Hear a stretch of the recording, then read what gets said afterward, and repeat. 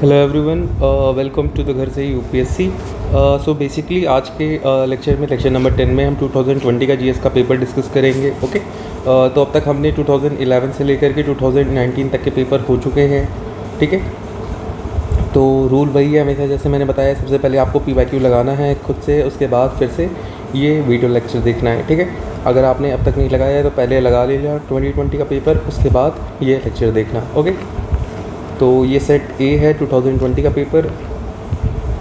तो देख लेते हैं क्वेश्चंस। तो सबसे पहला क्वेश्चन है, ये क्या कहता है कि Aadhaar metadata can not be stored for more than 3 months. अगर 3 मंथ से ज़्यादा यार उसका मेटा डेटा को आप स्टोर नहीं कर सकते तो फिर आधार का फिर मतलब क्या रह जाएगा, राइट। 3 महीने बाद डेटा डिलीट हो जाएगा। आधार तो यार बहुत लॉन्ग टाइम के लिए लोगों के पास होता है, तो ये तो गलत हो जाएगा। State can not enter into new contract with private corporation for sharing of Aadhaar data. तो अगर आधार डेटा को स्टेट किसी के साथ शेयर करेगी तो फिर ब्रीच ऑफ प्राइवेसी हो जाएगी, राइट। क्योंकि डेटा तो वो एक तरीके से आधार वो गवर्नमेंट को हमने दिया है, राइट, और वो एक गवर्नमेंट का कार्ड एक तरीके से, राइट। तो उसके लिए अगर आप देखोगे उसको, अगर आपने प्राइवेट के साथ शेयर करते हो तो उसको किसी भी पर्पज़ के लिए यूज़ कर सकते हैं। तो ये स्टेटमेंट तो सही हो सकती है।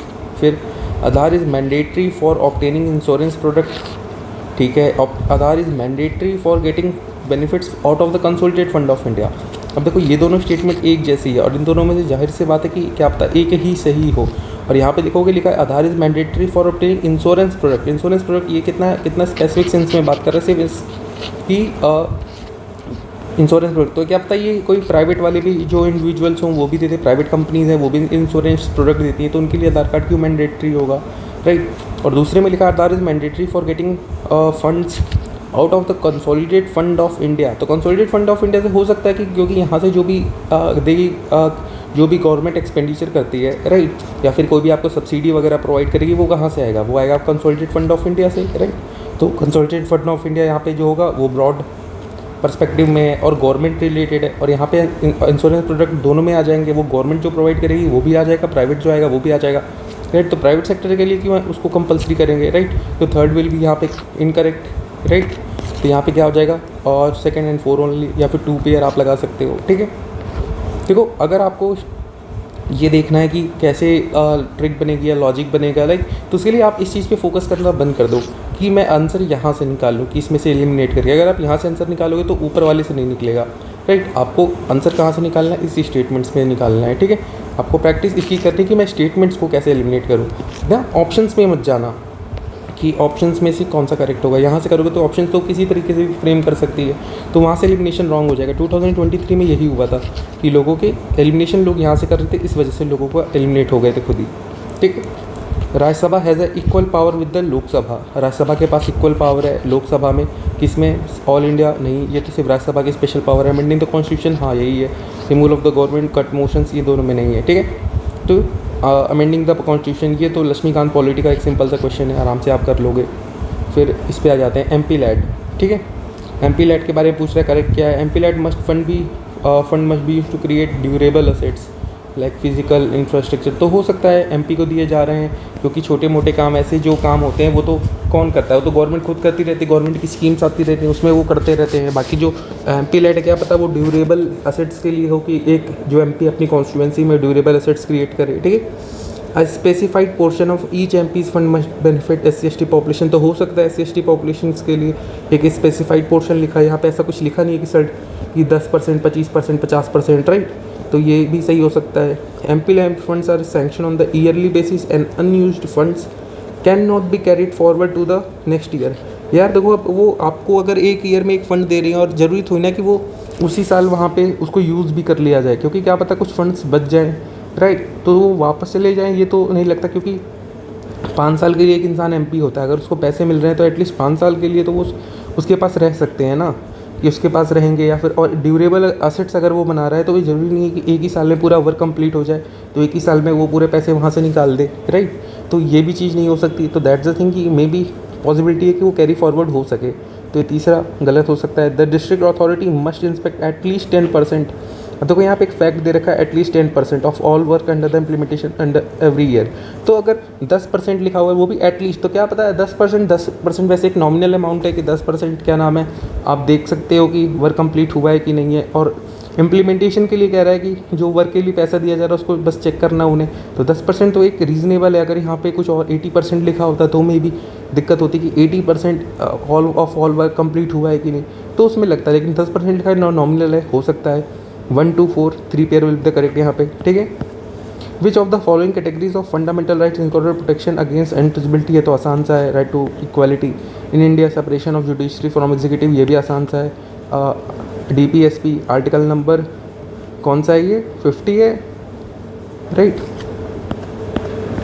फिर आ जाते हैं 6 अलॉन्ग विद द बजट, ठीक है। बजट की बात कर रहा है। The finance minister also places documents before the parliament that include the macro economic framework statement, ठीक है। Okay, macro economic framework statement, ठीक है। The unfortunate document presented because this is mandated by long standing parliamentary convention, नहीं। Article 112, article 13 provision to fiscal responsibility and budget management act. देखो यहाँ budget management की बात कर रहा है और यहाँ पे कह रहा है बजट के साथ मैक्रो इकोनॉमिक फ्रेमवर्क आ रहा है, तो बजट का भी नाम यहाँ पे आ रहा है, राइट। तो बजट एक्ट के साथ हो सकता है कि ये वाला हो, जहाँ पे बजट मैनेजमेंट लिखा और फिजिकल रिस्पॉन्सिबिलिटी यहाँ पे लिखा भी फिजिकल रिस्पॉन्सिबिलिटी के साथ मैक्रो इकोनॉमिक फ्रेमवर्क, राइट। तो ये दोनों इससे मैच कर रहे हैं, तो ऑप्शन डी हो सकता है, राइट। बाकी आर्टिकल में ये अगर आपने रजनीकांत पढ़ी है पॉलिटी, तो वहाँ पे भी ये दे रखा है कि क्यों प्रेजेंट किया जाता है, राइट।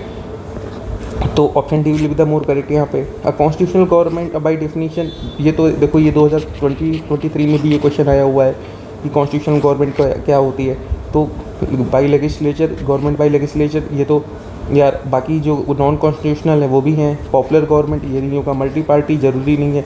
लिमिटेड गवर्नमेंट तो हाँ लिमिटेड गवर्नमेंट होती है, क्योंकि जो गवर्नमेंट होती है उसको with in the framework of constitution work करना होता है, राइट। तो option D will be the correct. 8 पे आ जाओ। Fundamental rights which of the following of the constitution India reflect the principles and provision declare of the human rights, ठीक है, other than fundamental rights. तो पूछ रहे preamble, हाँ तो करता होगा, क्या पता ही गाते। Universal declaration of human rights की बात कर रहा था। ह्यूमन प्रियम्बल में भी ह्यूमन राइट्स के थोड़े बात किए गए। इकोनॉमिक जस्टिस है, सोशल लाइक जस्टिस है, उसके बाद लिबर्टी है, ठीक है, इक्वालिटी है, तो ये सारी चीज़ें हैं। तो ये ह्यूमन राइट्स भी में भी आती है। DPSP में भी बात करता है। फंडामेंटल ड्यूटीज़ में भी क्या पता कोई प्रोविज़न हो सर्टेन जो रिलेट कर जाए, राइट। तो तीनों हो सकते हैं, ऐसा कुछ आप श्योर शॉट नहीं बोल सकते, ऑल 3 होगा इसमें। फिर देखो question number 9। In India legal service authorities provide free legal services provide करते which of the following person with annual income of less than 1 lakh, तो हो सकता है 1 लाख रुपए, ठीक है। अमाउंट है कि 1 लाख के नीचे होगा तो दे देंगे भाई, 1 लाख वैसे बहुत बड़ी इनकम नहीं है, राइट।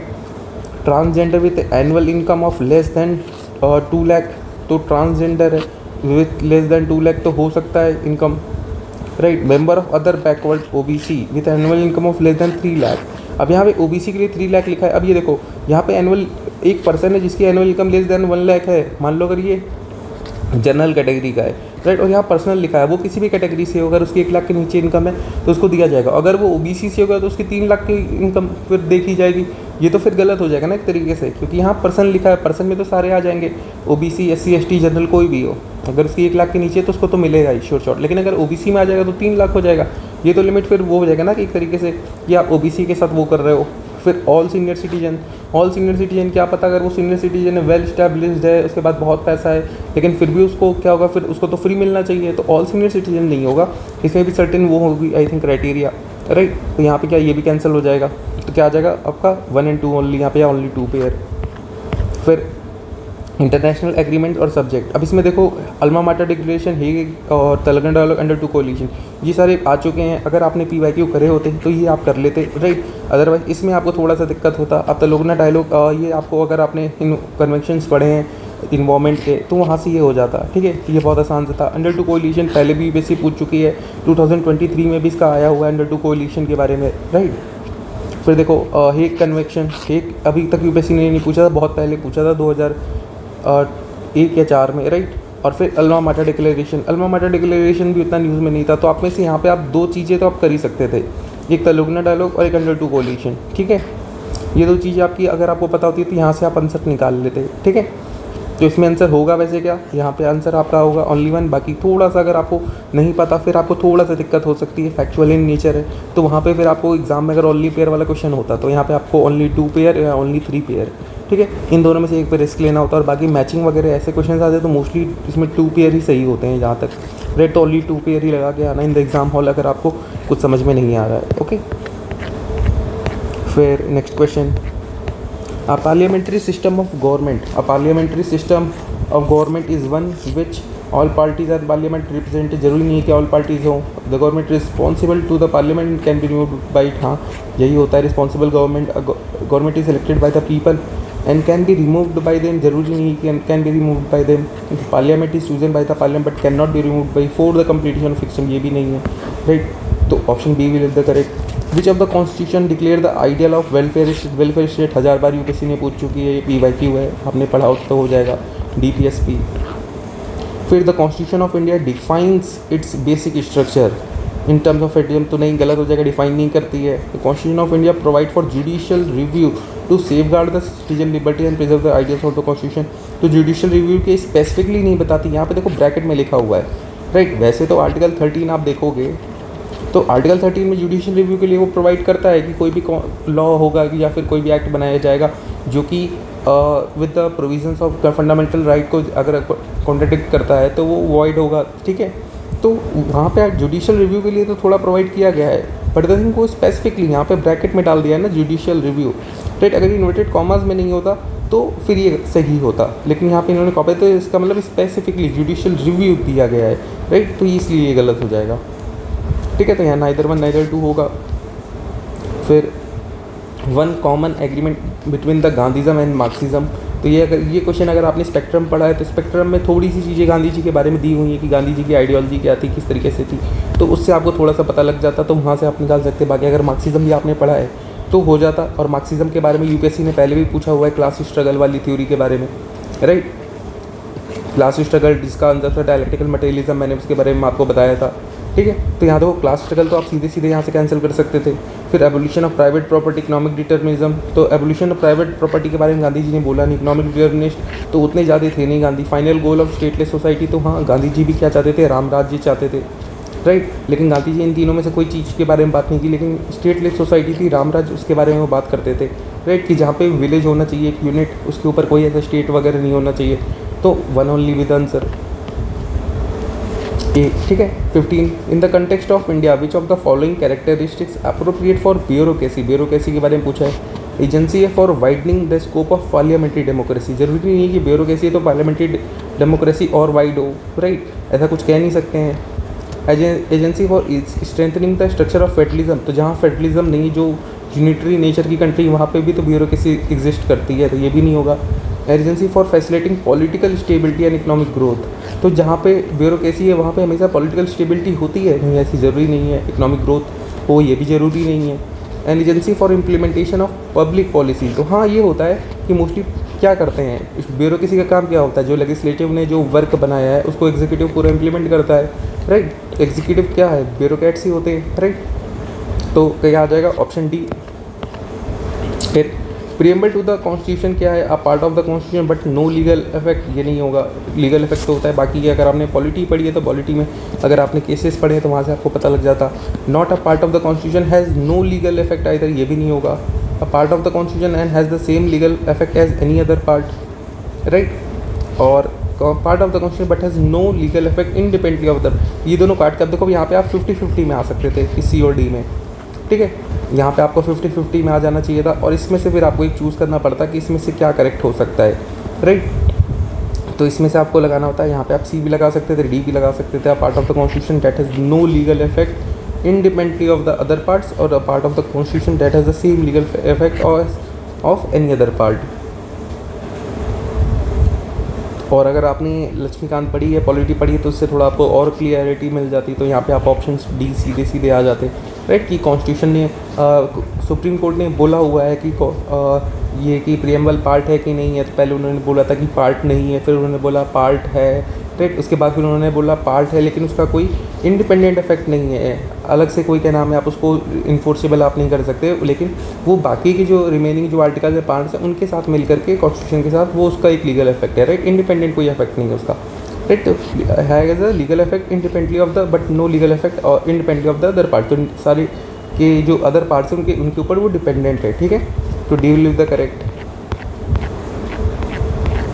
फिर गोल्ड ट्रांस की बात कर रहा है, रिजर्व ट्रांस, ये किस चीज़ के बारे में, loan system of world bank, ठीक है। Operation of the central bank यहाँ नहीं होगा यार, ऑपरेशन ऑफ द, अब यहाँ पे देखो गोल्ड ट्रांस, रिजर्व ट्रांस, ऐसे जारी से वर्ड होते हैं ना, मोस्टली ऐसे वर्ड जो होते हैं ऐसे लोन वाले और ऐसे क्या नाम है, ऐसी कॉम्प्लिकेटेड ऐसे जो वर्ड है ना, मोस्टली वो आईएमएफ से होते हैं। UPSC mostly question IMF UPSC की थीम है। अगर ऑप्शंस में आपको आईएमएफ दिखे तो आप आईएमएफ मार के आना। Credit system by the WTO credit system, ये भी नहीं होगा, ठीक है। अब देखो यहाँ पे लोन था या क्रेडिट था, हमें पता लगा कुछ लोन वगैरह से होगा, और credit system granted by the IMF to its member, तो हाँ ये हो सकता है, राइट। अब देखो ये वाली भी ग्रेड से granted by WTO, grade system granted by IMF, तो ऑप्शन सी और ऑप्शन डी कितना सिमिलर है, बस यहाँ पे डब्ल्यूटीओ की बात कर रहा है, यहाँ आईएमएफ की बात कर रहा है, ठीक है, पूरी सेम है, ठीक है स्टेटमेंट। तो ऑप्शन सी और डी में से एक आंसर होना चाहिए यहाँ पे। और आपने अगर थीम्स पढ़ी हैं यूपीएससी के, अगर पीवाईक्यूज लगाए हुए हैं तो आपको शॉर्ट यहाँ हो जाता कि सीधे आईएमएफ में आना है, डी। फिर और ऐसे ही सेम क्वेश्चन इन्होंने 2022 में बनाया है, 23 में बनाया I think, rapid credit facility का, राइट। तो वो भी कहाँ से था, वो भी सेम यही है, यहाँ आईएमएफ से बनता है। With respect to the provision contain in the part 4 of the constitution, part 4 क्या हो जाएगा आपका, डीपीएसपी, ठीक है। पार्ट 3 क्या है, फंडामेंटल राइट्स, पार्ट 4A क्या है, फंडामेंटल ड्यूटीज़, ठीक है। दे शैल बी इन्फोर्सेबल तो नहीं होती हैं, नॉट इन्फोर्सेबल, हाँ यही होती है DPSP, principle later in this part make influence the making of the laws by the state, तो हाँ ये भी होगा, ठीक है। तो यहाँ पे आपका 2 और 3 आ जाएगा। फिर देखो, और इस क्वेश्चन में अगर आपको नहीं पता होता कि पार्ट 4 क्या है, तो यहाँ पे लिखा है they are principle let down in the part to influence the making of the laws. अगर आपने डीपीएसपी पढ़ा है तो इसको, इस स्टेटमेंट को पढ़ के आपको पता लग जाता है कि ये डीपीएसपी के बारे में बात कर रहा है, राइट। फिर 19 पे आ जाओ। According to the constitution of India, a person who is eligible to vote can be a made a minister in the state for 6 months even if she is not a member of the legislature. और लिखा है eligible to vote, तो eligible to vote है, voting के लिए eligible 18 साल पे हो जाता है एक इंसान, लेकिन अगर उसको एमपी या एमएलए बनना है तो उसकी मिनिमम एज है 25 साल, राइट। तो कैसे आप बना दोगे, राइट, तो ये तो गलत हो जाएगा। आप 6 months के लिए आप उसको मेंबर बना सकते हो, बट द थिंग वो एलिजिबल है वोट, उसके बेसिस पे आप नहीं कर सकते हो।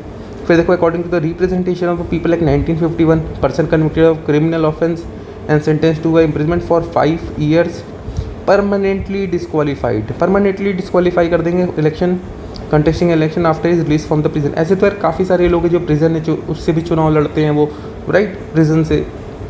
तो ऐसा ज़रूरी नहीं है कि वो क्या नाम है, और वो भी परमानेंटली डिस्क्वालीफाई, ये तो बहुत ज़्यादा एक्सट्रीम हो जाएगा। वो भी एक उसको पॉलिटिशियन ऐसे यार रूल बनाते ही नहीं है कि जिसमें क्या नाम है उनके खिलाफ मोस्टली कुछ हो। अगर कुछ होगा भी तो मतलब ये टर्म होगी 2 साल की या फिर 6 year की होगी, राइट, कि 6 साल तक आप नहीं लड़ सकते हो।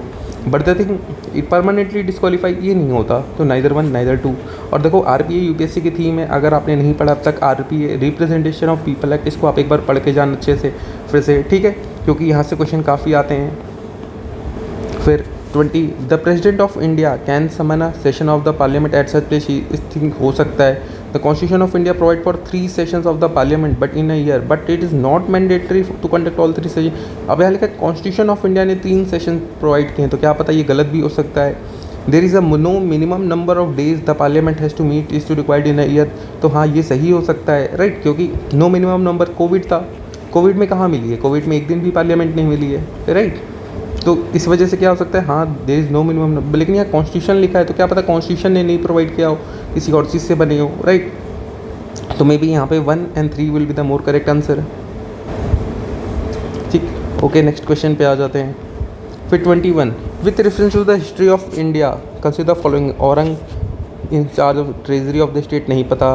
बनियान Indian agent of Indian company, नहीं पता। Mirasidar designated revenue pair to the state. अब देखो यहाँ नाम से ही लग रहा है हमें मिरासीदार, ठीक है। अब मिरासीदार नाम लिखा हुआ है तो मे बी हो सकता है कि मिरासीदार है, ऐसा कुछ नाम से ही लग रहा है कि रेवेन्यू वाला होगा कुछ, राइट। तो एक को हमें पता लग रहा है कि हल्का हल्का कि मिरासीदार थोड़ा करेक्ट हो सकता है कि revenue pair to the state, ये हो सकता है थोड़ा बहुत।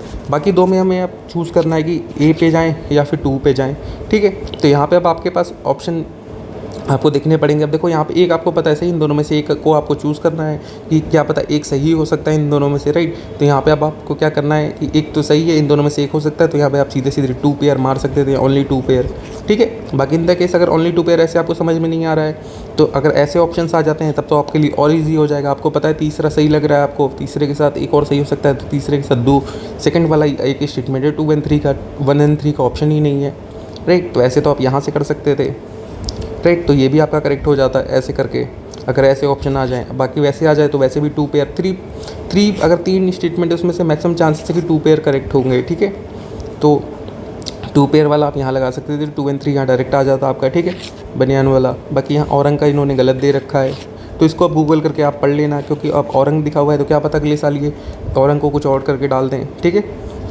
With reference to the religious history of the India consider the following statement. सरस्वती दिन belong to the Mahayana Buddhism. अब यहाँ अरे स्त्रवरदिन, हाँ स्त्रवरदिन के लिखा हुआ है और महायान बुद्धिज़्म लिखा है, तो क्या पता है स्त्रवरदिन महायान से ना हो, राइट। ये वो हीनयान जो था थेरावाड़ा, उससे क्या नाम है बिलोंग करते हों, तो हो सकता है, या फिर जैनिज़्म से बिलोंग करते हों। लोकतावर्दिन was an offshoot of Mahasanghikas of the Buddhism. तो देखो अब ये तो था, ये तो यूपीएससी ने ये पूछा हुआ है पहले भी महासंघिकास के बारे में, ये तो पीवाईक्यू आपको इसको करके जाना चाहिए था, ठीक है। ये करेक्ट हो जाता है। डेसिफिकेशन ऑफ बुद्धा ऑफ महासंघ फोस्टर था महायान बुद्धिज़्म, तो ये भी होगा। डेसिफिकेशन ऑफ बुद्धा इसके बारे में पूछा था, ये भी यूपीएससी का पीवाईक्यू है, इसके पहले पूछ चुकी है, राइट। तो यहाँ से आपको 2 एंड 3 डायरेक्ट हो जाता। फिर देखो अगले पे आ जाओ। विच of the following statement correctly explains the impact of industrial revolution on India during the first half of the 19th century। Indian handicraft हुआ था, अब इंडस्ट्रियल रेवोल्यूशन के बारे में पूछ रहा है, एक्सप्लेन इम्पैक्ट, तो जरूरी इसका इम्पैक्ट इंडिया पे निगेटिव ही होगा, राइट। तो इंडियन हैंडीक्राफ्ट वर रिड्यूस्ड, हाँ ये निगेटिव इम्पैक्ट है तो सही हो सकता है। Machines were introduce in Indian textile industry in large number, ये पॉजिटिव सेंस की बात कर रहा है, गलत हो जाएगा। Railway lines were laid down many parts of the country, ये भी पॉजिटिव सेंस की बात कर रहा है, गलत हो जाएगा। Heavy duties were imposed on the imports of British manufacturers, British manufacturer लिखा है, इंडियन मैन्युफैक्चरर पे होता चाहिए था, ये तो पॉजिटिव सेंस की बात कर रहा है, ये भी गलत हो जाएगा, राइट। तो होगा क्या, option A will be the correct यहाँ पे। फिर देखो events of the history of India, rise of Pratihara under king Bhoja, establishment of Pallavas, Chola empire और पाला डायनेस्टी। इवेंट्स बताना है तो पहले देख लिए 2 एंड 3, तो 2 एंड 3 में से हम सबसे पहले देख लेंगे 2 पहले आया है या 3 पहले आया है, ठीक है। तो 2 पहले आया है या 3 पहले, पल्लवाज आए हैं चोला आए हैं, तो पहले पल्लवाज आए हैं। थोड़ा सा अगर आपने हिस्ट्री पढ़ी है, राइट, मेडिवल, देखो मेडिवल हिस्ट्री से यूपीएससी बहुत कम क्वेश्चन पूछती है, और पूछती भी किसकी है, तो क्रोनोलॉजी के, ठीक है। तो क्रोनोलॉजी आप अच्छे से करके जाना, यूपीएससी काफ़ी क्वेश्चन आ चुके हैं क्रोनोलॉजी पे, ठीक है। तो ये यहाँ पे हो जाएगा 2 ओनली। देखो ए और सी, अब इन दोनों में आप आ गए, तब ये दोनों आपके कैंसिल हो गए। अब देखो 1 और 4 में से आपको देखना है कि प्रतिहार पहले आए थे या पाला डायनेस्टी पहले फाउंड हुई थी, ठीक है। तो इन दोनों में से आपको चूज़ करना पड़ेगा, ठीक है। तो इसमें आपको जो ठीक लगे तो वो यहाँ पे आप कर सकते हो, तो 50-50 पे यहाँ पे आप आ सकते हो, ओके।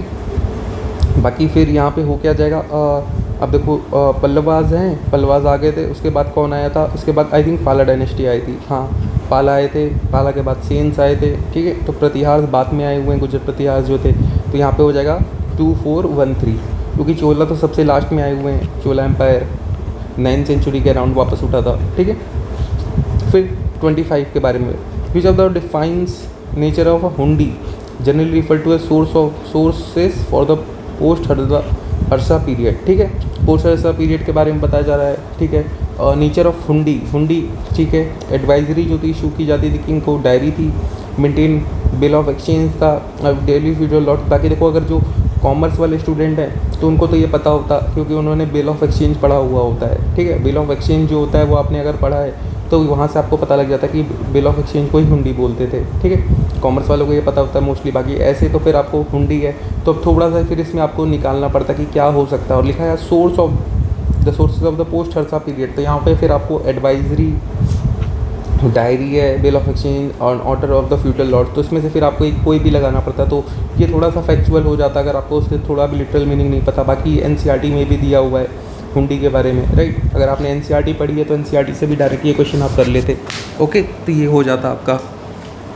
फिर आ जाओ नेक्स्ट क्वेश्चन पे। 26 क्या कहता है, with reference to the book Desher Katha written by Sakharam Ganesh Deuskar, ठीक है। Written during the freedom struggle, consider the following, it warned against the colonial hypnotic conquest of mind, तो हो सकता है राइट, उन्होंने बताया हो और फ्रीडम स्ट्रगल के दौरान लिखी तो क्या पता कर सकते हैं ये। It inspired the performance of swadeshi street plays and folk songs, हो सकता है इंस्पायर की बात की जनरल स्टेटमेंट है। The use of desh by Deuskar was in the specific context in the region of Bengal.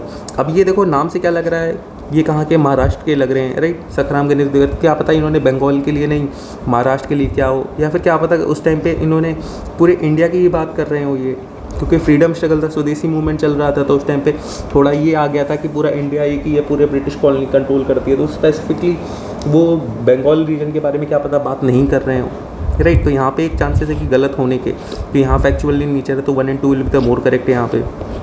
फिर गांधी इरविन पैक्ट, गांधी इरविन पैक्ट की बात की जा रही है। Included which of the following, invitation, देखो अब ये हिस्ट्री का स्पेक्ट्रम का क्वेश्चन अगर आपने किया होता डायरेक्टली हो जाता है। Invitation to the round table conference हो गया, withdrawal of ordinance property in connection with the civil disobedience movement ये भी था। Acceptance of Gandhi suggestion for inquiry into the police excess ये नहीं किया गया था। Release of only those prisoners who were not charged with violence, ये तो होगा क्योंकि वॉयलेंस वालों के क्या नाम है सपोर्ट में गांधी जी नहीं थे, इसी वजह से भगत सिंह को फांसी हुई थी, राइट, क्योंकि वॉयलेंस उनमें आ गया था, नहीं तो उनको भी रिलीज़ कर दिया जाता। तो क्या हो गया 1, 2, 4, राइट, तो 3 पेयर यहाँ पे करेक्ट होंगे, option B will be the correct, ठीक है। फिर आप 28 पे आ जाओ।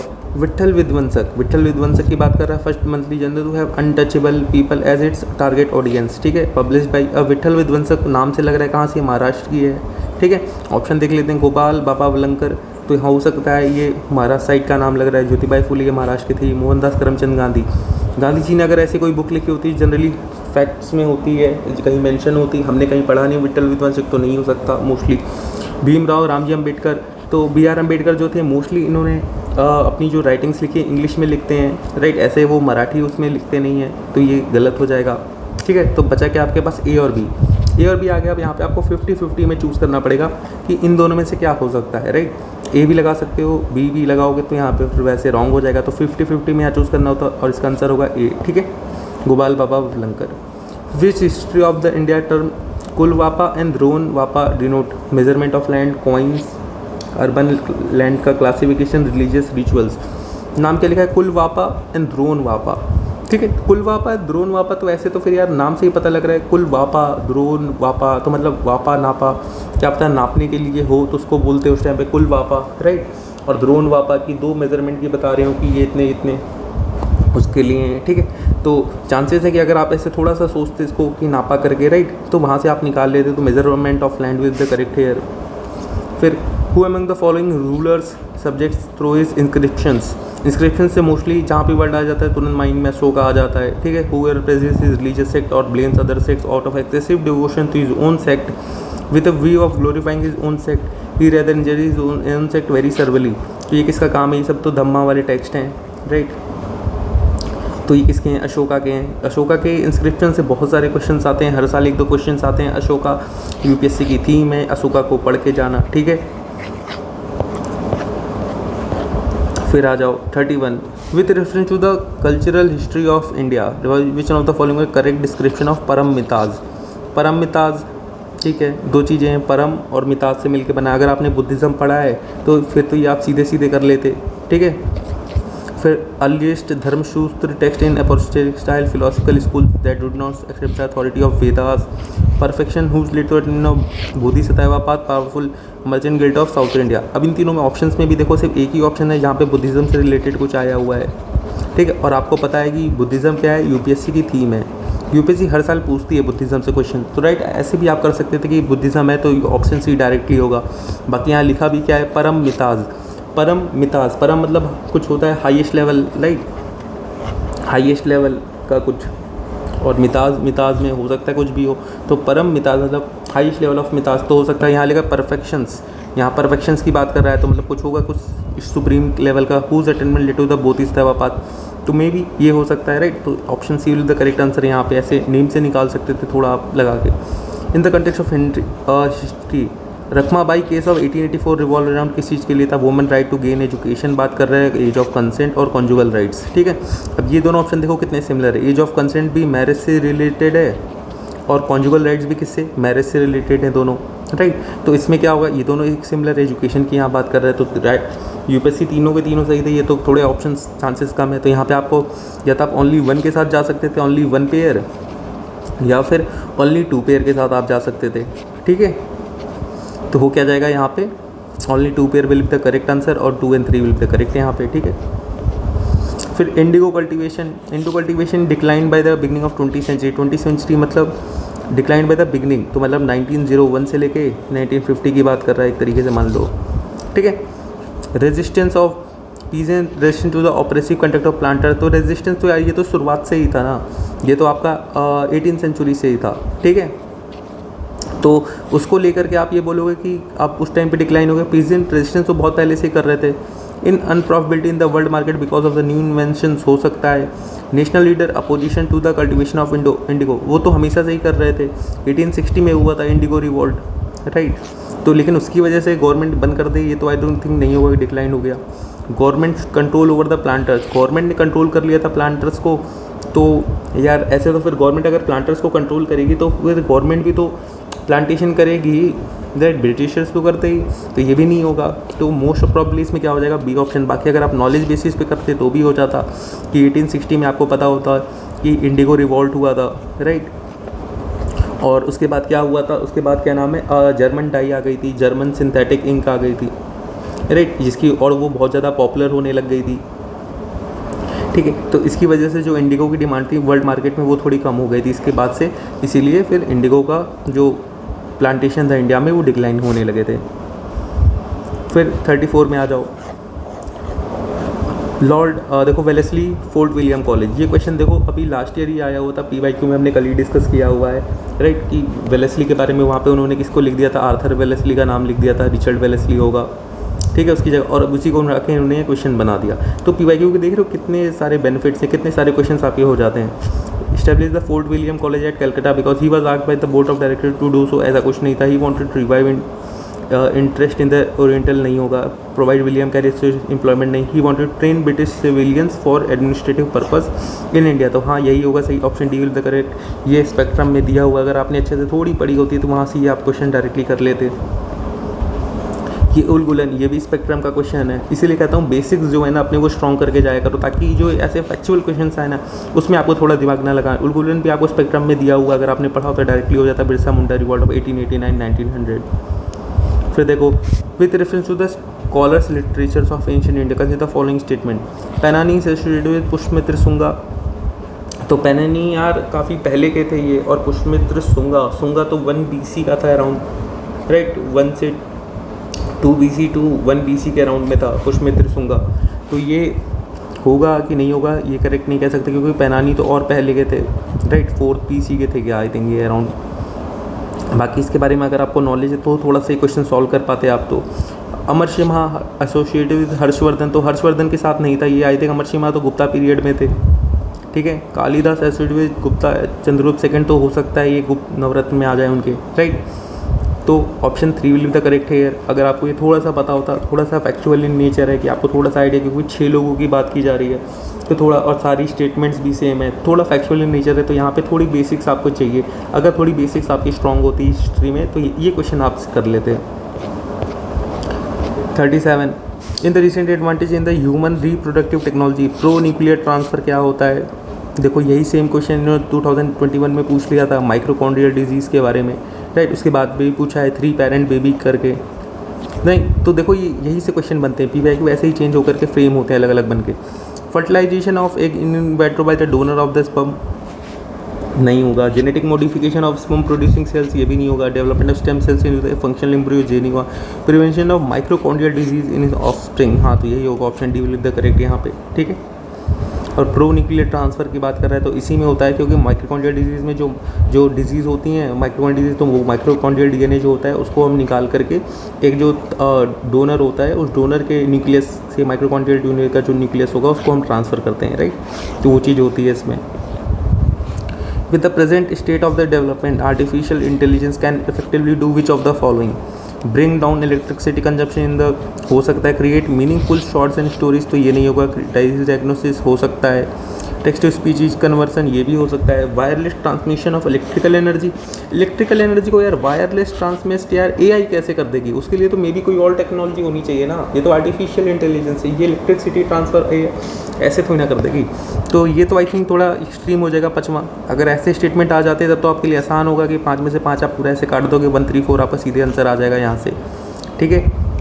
बाकी अगर ऐसे नहीं आते तो 5 में से 3 का मैंने बताया है कि मोस्टली जनरली होता है कि 5 में से 3 सही होते हैं, नहीं तो 5 में से फिर 2 सही होंगे, राइट। तो यहाँ पे आप सीधे सीधे ओनली 3 पेयर पे जा सकते थे, ठीक है।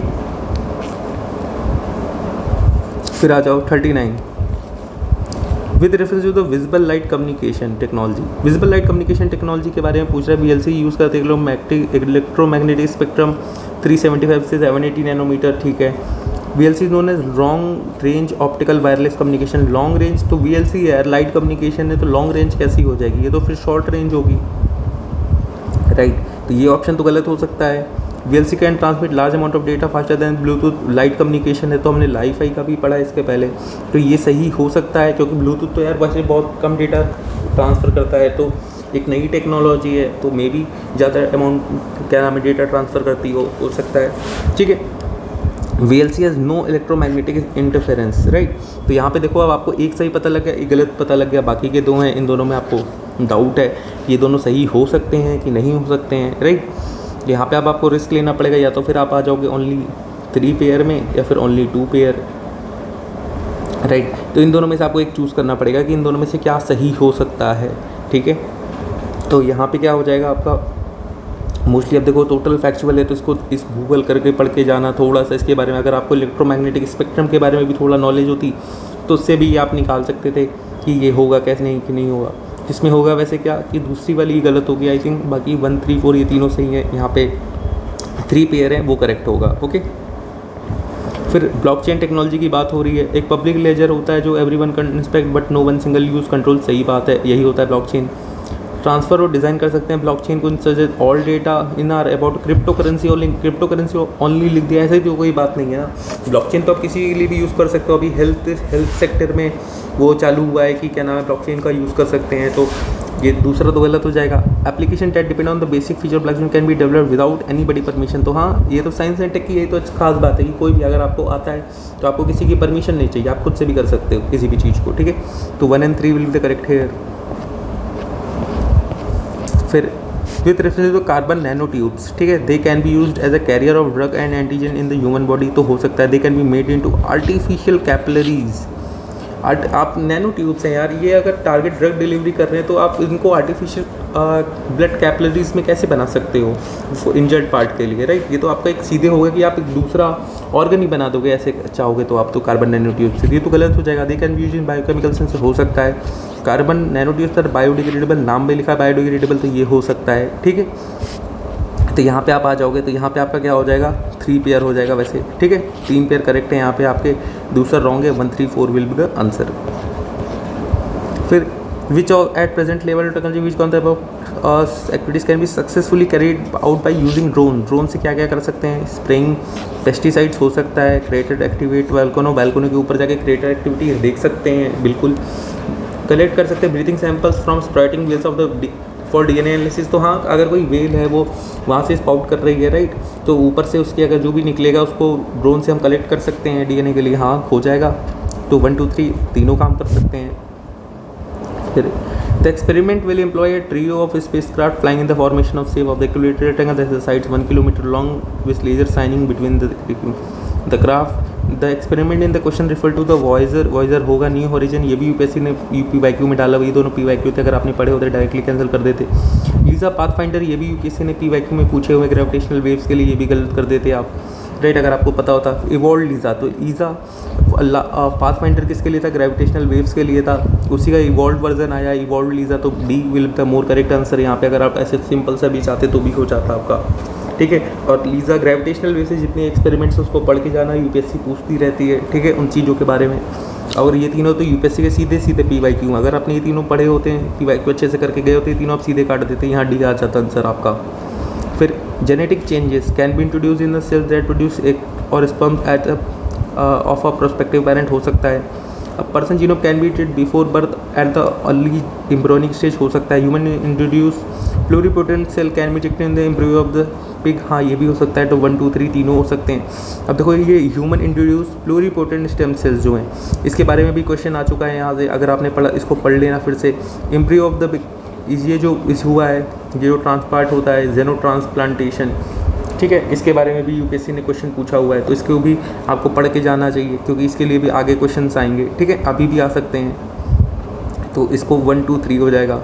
फिर देखो न्यूमोनोकल कॉन्जुगेट वैक्सीन की बात कर रहा है। Conjugate were effective against pneumonia as well as meningitis and स्पेसिफिटिस हो सकता है। Depend on the antibiotic that are not effective against the drug resistant bacteria can be reduce. तो हाँ पॉजिटिव स्टेटमेंट है कि अगर कि क्या नाम है आप कोई एंटीबायोटिक ले रहे हो और वो ड्रग रेजिस्टेंट बैक्टीरिया के मतलब उसके आगे उतनी इफेक्टिव नहीं है, तो यहाँ पे वैक्सीन की बात कर रहा है। तो ये वैक्सीन जो है ये एंटीबायोटिक्स पे डिपेंडेंस कम कर सकती है, हाँ हो सकता है, right. these vaccines have no side effect and cause no allergic reactions। तो क्या पता कर देती हो, किसी को कर दे या किसी को साइड इफेक्ट कर दे, कोई एक भी हो जाए 1000 में, राइट, तो गलत हो जाएगा स्टेटमेंट। तो क्या हो जाएगा 1 and 2 only 2 पेयर। फिर आ जाओ 46 in the term in India the term public की इंफ्रास्ट्रक्चर इज यूज कहाँ पे होता है? Digital security, food security, health and care, telecommunication, transportation. देखो ये अगर आपको थोड़ा सा पता होता तो आप कर लेते, अदरवाइज़ आपको नहीं पता होता तो यहाँ पे आप सीधे सीधे देखो पब्लिक की इंफ्रास्ट्रक्चर, फूड सिक्योरिटी का तो नहीं होगा, पब्लिक की नाम लिखा हुआ है, पब्लिक की इंफ्रास्ट्रक्चर। हेल्थ एंड केयर में आप जा सकते थे थोड़ा बहुत, राइट, एजुकेशन के लिए पब्लिक की। और टेलीकम्युनिकेशन एंड ट्रांसपोर्टेशन तो पब्लिक की इंफ्रास्ट्रक्चर तो ये भी हो सकते थे, तो ये हो सकता है। डिजिटल सिक्योरिटी, हाँ ये भी हो सकता है, राइट। तो पब्लिक की के लिए वैसे यहाँ पे ऑप्शन क्या होगा? ये ऑप्शन ए होगा आपका, डिजिटल सिक्योरिटी इंफ्रास्ट्रक्चर, ठीक है। ये क्वेश्चन कहाँ से बनाया था? ये G20 की जो मीटिंग हुई थी, राइट, 2020 की, वहाँ से ही क्वेश्चन बना हुआ है पब्लिक की इंफ्रास्ट्रक्चर का G20 को लेकर के, राइट। उसमें आया था, जर्मनी ने इंट्रोड्यूस किया था ये अपनी उसमें प्रेसिडेंशियलशिप में, ठीक है। तो ये क्वेश्चन वहाँ से बना हुआ था। बाकी अगर आपको थोड़ा सा पता होता तो ये आप कर लेते, बाकी अगर नहीं पता था तो फिर आपको थोड़ा सा डाउट होता है इस क्वेश्चन को करने में, ठीक है। फिर with regarding to the following statement are correct regarding a general difference between the plant and animal cells. तो plant cells have cellulose cell walls while में डू नॉट, हाँ ये स्टेटमेंट तो सही है, प्लांट सेल में सेल वॉल होती हैं, राइट, और एनिमल में नहीं होती, इसीलिए तो उनकी जो ऐसे प्लांट्स की आप देखोगे कैसे एकदम मोटी सी होती हैं वो। फिर plant cell do not have plasma membrane unlike animal cell do. तो ये भी तो यार होती है प्लाज्मा मेम्ब्रेन, तो प्लांट एनिमल दोनों में ही होती है, ये तो गलत हो जाएगा। Mature plant cell have 1 large vacuole while animal cell have many small vacuole. तो ये सही हो जाएगा, 1 3 इसमें डायरेक्ट आंसर आ जाएगा। प्लांट सेल और एनिमल सेल का डिफरेंस ये यूपीएससी पूछती रहती है, ठीक है, ये आपको करके जाना है, अच्छे से करके जाना है। CDS में पूछ चुकी है, जियो साइंटिस्ट में पूछ चुकी है, सिविल सर्विस में तो पूछ ही रही है, राइट। तो ये क्या है, ये ऐसी चीज़ें जो आपको करके नहीं जाने हैं, मतलब करके जाना है। अगर ये चीज़ आप छोड़ोगे तो फिर एग्ज़ाम में सीधे सीधे आपके जो फ्री के मार्क्स हैं ना कुछ, वो भी आप अपने तरफ से खुद से लूज़ करके जा रहे हो। फिर 48 पे आ जाते हैं। Which of the following reason factor for exposure to the benzene pollution. Exposure के लिए रीज़न क्या क्या है? फैक्टर ऑटोमोबाइल एग्जॉस्ट हो सकता है, टोबैको स्मोक हो सकता है, वुड बर्निंग हो सकता है, यूजिंग वार्निश्ड वुडन फर्नीचर। यहाँ पे सिर्फ यूज़ करने की बात कर रहा है, using product made of polythene. Polythene को यूज़ करने से यार आप उसका एक्सपोजर सुनेंगे। इन तीनों में तो चलो देखो एक चीज़ पता लग रही है 1 2 3 में कि यहाँ से कुछ स्मोक निकल रहा है ना, एग्जॉस्ट में से स्मोक निकल रहा है, टोबैको में से स्मोक निकल रहा है, वुड बर्निंग से स्मोक निकल रहा है, तो क्या पता उसमें से बेंजीन पोल्यूशन हो। लेकिन यहाँ पे से कह रहा है यूजिंग, अगर आप उस प्रोडक्ट को यूज़ कर रहे हो वुडन फर्नीचर को तो भी बेंजीन पोल्यूशन हो जाएगा। प्रोडक्ट को यूज़ कर रहे हो पॉलीथीन को, बैग को, तो भी बेंजीन पोल्यूशन से एक्सपोजर हो रहा है। तो ये दोनों तो नहीं होगा। अगर इन दोनों को जलाया जाए तो मे भी हो सकता है कि इन दोनों को जलाने पर हो, राइट। तो 1 2 3 will be the more correct answer. यहाँ पे 5 दिया, 5 में से 3 का रूल मैंने वैसे भी बताया आपको, जनरली फॉलो होता है। In another global financial crisis in the near future, which of the key action policies is likely to give some immunity to India? Not depending on the short term borrowing। तो हो सकता है, हाँ सही बात है। अगर हमारे पास लॉन्ग टर्म की बोरोइंग होगी तो हमें पैसे तुरंत विदिन 12 मंथ्स के अंदर नहीं देने पड़ेंगे, राइट। हमारे पास चांस होगा कि हम उसको बाद भी में दें, आराम से दें 10-15 साल में। तो अगर कोई ग्लोबल फाइनेंशियल क्राइसिस आ भी जाता है तो हम उसको क्या है, हमारे पे उतना इम्पैक्ट नहीं आएगा क्योंकि उस टाइम पे हमें रीपेमेंट नहीं करनी होगी, हम बाद में करेंगे, ठीक है। फिर opening up to more foreign banks, अगर फॉरेन बैंक्स हम बहुत ज़्यादा ले आए बाहर से, अगर वो इंडिया में ओपन हो जाते हैं तो हमारा पैसा उनके यहाँ डिपॉजिट होगा, हमारे यहाँ वो करेंगे। तो अगर फॉरेन में कोई क्या नाम है, कोई भी अगर मान लो फाइनेंशियल क्राइसिस आता है तो उसकी वजह से इंडिया में भी आएगा, क्योंकि वो वाले बैंक हमारे यहाँ भी हैं, तो ये तो हमारा इंक्रीज रिस्क बढ़ाएगा, दूसरा गलत हो जाएगा। Maintaining full capital account convertibility, अगर हम कैपिटल अकाउंट कन्वर्टिबिलिटी पूरी फुल कर देंगे तो इसकी वजह से क्या होगा, लोग आएंगे, लोग पूरी तुरंत अपनी कैपिटल को कन्वर्ट कर देंगे फॉरेन करेंसी में, इसकी वजह से क्या होगा, फिर हमें दिक्कत होगी, राइट। तो ये भी गलत हो जाएगा, तो इसके लिए क्या हो जाएगा, वन ओनली। बाकी ये जो है कैपिटल अकाउंट कन्वर्टिबिलिटी, इसको आप थोड़ा सा पढ़ के जाना, यूपीएससी का बहुत फेवरेट टॉपिक है इकोनॉमिक सेक्शंस में, ठीक है, 2-3 बार पूछ भी चुकी है यूपीएससी प्रीवियस ईयर क्वेश्चंस पे। तो कैपिटल अकाउंट कन्वर्टिबिलिटी थोड़ा सा ध्यान देना, इसको पढ़ के जाना। 50, if you withdraw 1 lakh from in cash from your demand deposit account at your bank, the immediate effect on the aggregate money supply in the economy will be, money supply में क्या इम्पैक्ट होगा, आपके पास 1 लाख रुपए बैंक में पड़े थे, वो money supply में काउंट हो रहे थे, आपने उसको क्या किया, 1 लाख रुपए अपने निकाल लिए, अपने हाथ में आ गए आपके, जिससे मनी सप्लाई में क्या हुआ, पहले भी मान लो 1 लाख, मान लो 10 लाख रुपए मनी सप्लाई में थे, 1 लाख रुपए आपके बैंक में थे, आपने रखे हुए थे, आपने उसको निकाले, अब कैश में आ गए, तो उसकी वजह से वो बढ़ थोड़ी ना गया, वो तो अभी भी 10 लाख ही मनी सप्लाई में टोटल।